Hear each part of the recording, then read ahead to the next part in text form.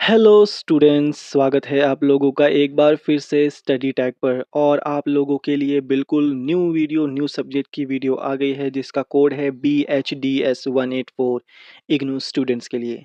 अगर इस वीडियो की PDF बिल्कुल फ्री में आपको डाउनलोड करनी है तो वीडियो को एंड तक ज़रूर देखें। तो बिना किसी देरी के इस वीडियो को स्टार्ट करते हैं। ये है इकाई 1 रेडियो एक परिचय। सबसे पहला है उद्देश्य।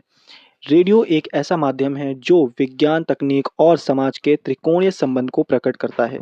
ये इकाई विद्यार्थियों को न केवल रेडियो की परिभाषा और तकनीकी पक्ष में परिचित कराती है, बल्कि इसका सामाजिक महत्व, अन्य जनसंचार माध्यमों से तुलना और एक संगठित संस्था के रूप में इसकी कार्यप्रणाली को भी समझाती है। इसके मुख्य उद्देश्य क्या हैं? सबसे पहला, दूरसंचार की अवधारणा को समझाना।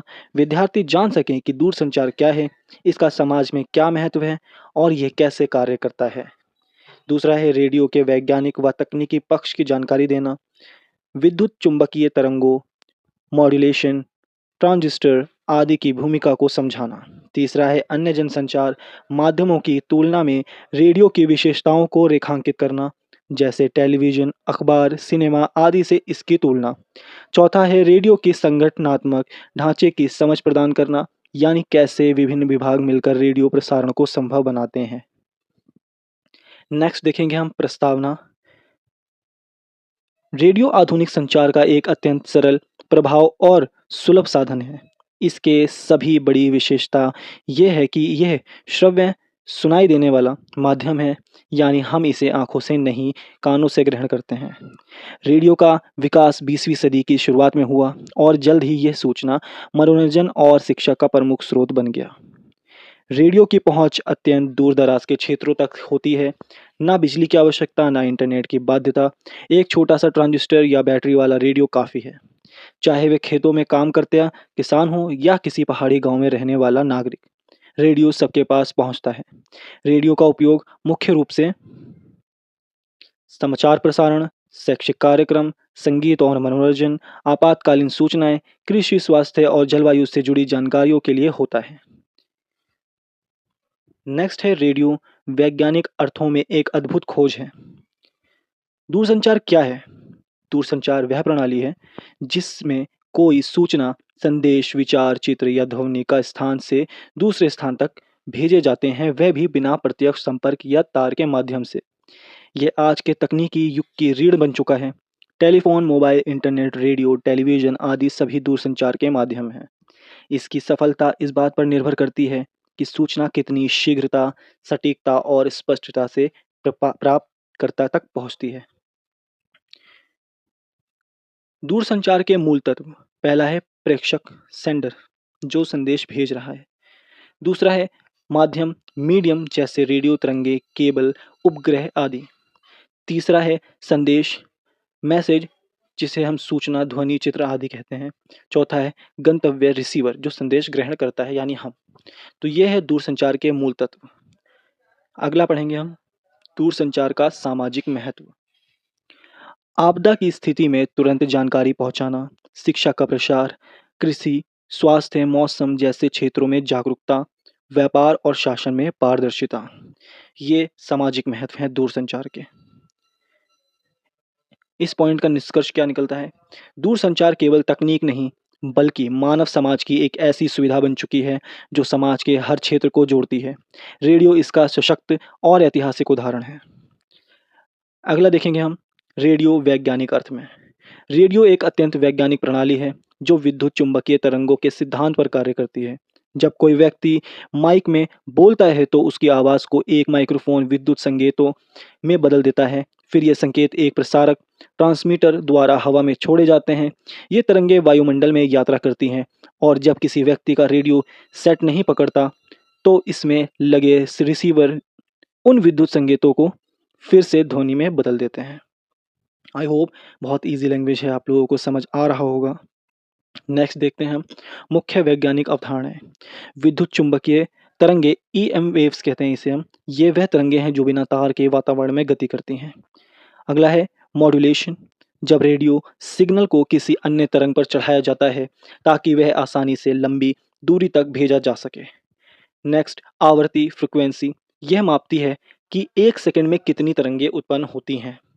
रेडियो स्पेक्ट्रम ये विभिन्न आवृत्तियों का समूह है जिसके उपयोग विभिन्न प्रसारणों के लिए किया जाता है। जो अलग-अलग हम चैनल चेक करते हैं रेडियो पे। रेडियो के प्रकार कैसे हैं? पहला है एएम एम्पलीट्यूड मॉड्यूलेशन, पुरानी पद्धति लेकिन लंबी दूरी तक पहुंचाने में सक्षम। दूसरा है एफएम फ्रीक्वेंसी मॉड्यूलेशन, बेहतर ध्वनि गुणवत्ता शहरों में अधिक प्रचलित है। नेक्स्ट है रेडियो तथा जनसंचार के अन्य माध्यम। रेडियो संचार के अन्य माध्यमों में से एक है। जनसंचार का मतलब है एक ही समय में एक बड़ी संख्या में लोगों तक सूचना पहुंचाना। इसके विभिन्न माध्यम हैं। नेक्स्ट है लिखित अथवा मुद्रित माध्यम। ये सबसे पुराना माध्यम है। इसमें समाचार पत्र, पत्रिकाएं, पुस्तिकाएं आदि शामिल हैं। ये समाज में जागरूकता फैलाने, जानकारी देने और जनमत निर्माण में सहायक होते हैं। इसकी विशेषताएं हैं स्थायित्व, लिखा हुआ लंबे समय तक रहता है। संग्रहण यानी भविष्य में पुनः पढ़ने योग्य। साक्षर वर्ग हेतु उपयुक्त। साक्षर वर्ग हेतु मतलब जो पढ़े लिखे वर्ग जो होते हैं उनके लिए उपयुक्त है।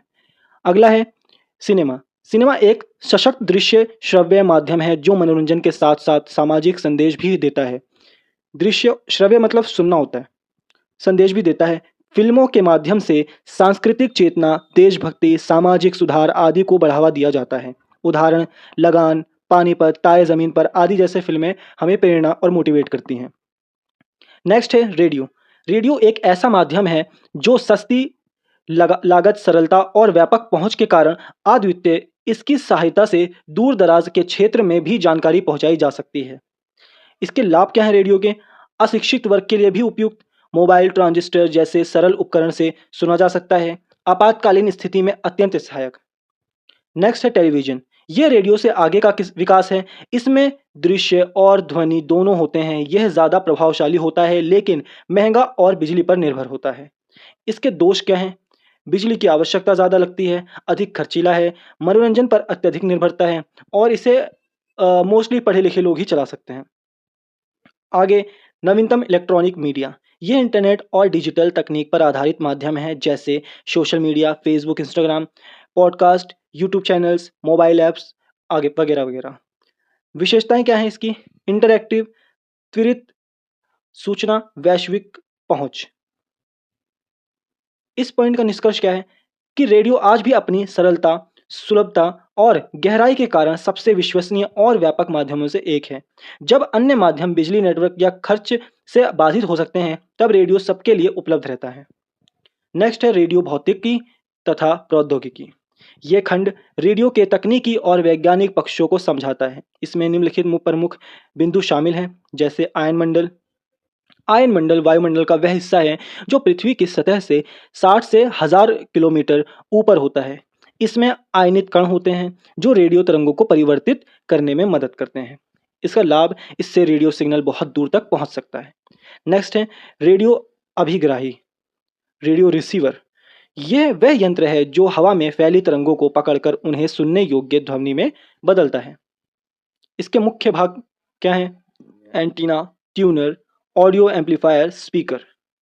नेक्स्ट है रेडियो प्रसारक, ट्रांसमीटर। ये यंत्र वह होता है जो ध्वनि को विद्युत संकेत में बदलकर वातावरण में तरंगों के रूप में भेजता है। इसकी शक्ति पर निर्भर करता है कि सिग्नल कितनी दूर तक जाएगा। आगे है तरंगों की गति। रेडियो तरंगों प्रकाश की गति लगभग 3 लाख किलोमीटर सेकंड से चलती है। यह अत्यंत तेज गति से संदेशों को एक स्थान से दूसरे स्थान तक पहुंचाती है। नेक्स्ट है तरंगों का अधिमिश्रण, जिसे मॉड्यूलेशन भी कहते हैं इंग्लिश में। ये तकनीक है जिसमें ऑडियो सिग्नल को एक वाहक तरंगों पर चढ़ाया जाता है। ये 2 प्रकार के होते हैं, पहले एएम और दूसरा है एफएम। हमने इसके बारे में ऊपर हमने पढ़ा है। नेक्स्ट है निर्वात नली से ट्रांजिस्टर। पहले रेडियो में निर्वात नली वैक्यूम ट्यूब का प्रयोग होता था जो बड़े और भारी होते थे। अब ट्रांजिस्टर का प्रयोग होता है जो छोटे, हल्के और अधिक प्रभावी हैं। इसमें रेडियो उपकरणों में क्रांतिकारी परिवर्तन आया। नेक्स्ट है रेडियो एक संगठन। रेडियो सिर्फ तकनीक यंत्र नहीं बल्कि एक संगठनात्मक ढांचे के अंतर्गत कार्य करता है। इसमें कई विभाग होते हैं जो मिलकर कार्यक्रमों का निर्माण, प्रसारण और नियंत्रण करते हैं। कोई एक इसे नहीं चलाता। अगला है कार्यक्रम विभाग। ये विभाग श्रोताओं की रुचियों और ज़रूरतों के अनुसार कार्यक्रमों की योजना बनाता है। इसमें समाचार, नाटक, संगीत, शैक्षिक कार्यक्रम, कृषि आधारित कार्यक्रम आदि का निर्माण होता है। नेक्स्ट है तकनीकी भाग। ये विभाग ये सुनिश्चित करता है कि सभी उपकरण ठीक से काम करें। इसमें इंजीनियर, तकनीशियन आदि शामिल होते हैं जो प्रसारण की गुणवत्ता बनाए रखते हैं। नेक्स्ट है प्रशासनिक विभाग। ये विभाग रेडियो स्टेशन की सभी आंतरिक गतिविधियों का नियंत्रण करता है, जैसे कर्मचारियों का प्रबंधन, वेतन, अनुशासन, नीति निर्माण आदि। आगे देखते हैं वाणिज्य विभाग। ये विभाग विज्ञापन, परियोजन और आर्थिक संसाधनों से संबंधित होता है। इसकी भूमिका क्या है? रेडियो के लिए आय जुटाना, प्रचार एवं विपणन, विज्ञापनदाताओं से संवाद, ये सब चीज़ें होती हैं। अब इस यूनिट का सारांश देखेंगे हम कि रेडियो विज्ञान, समाज और तकनीक का अद्भुत संगम है। यह जनसंचार का एक ऐसा माध्यम है जो अपने श्रव्य स्वरूप, सुलभता और कम लागत के कारण आज भी प्रासंगिक बना हुआ है। चाहे वह सूचना हो, मनोरंजन, शिक्षा या जागरूकता, रेडियो हर क्षेत्र में लोगों से संवाद स्थापित करता है। इसकी वैज्ञानिक संरचना, तकनीक विकास और संगठित कार्यप्रणाली इसे जनसंचार का एक सशक्त माध्यम बनाते हैं। तो देखा जाए तो काफ़ी आसान लैंग्वेज में लिखा हुआ है, पर मैं फिर भी कहता हूँ कि अगर आपको कोई डाउट है तो कमेंट सेक्शन में आप मुझसे पूछ सकते हैं।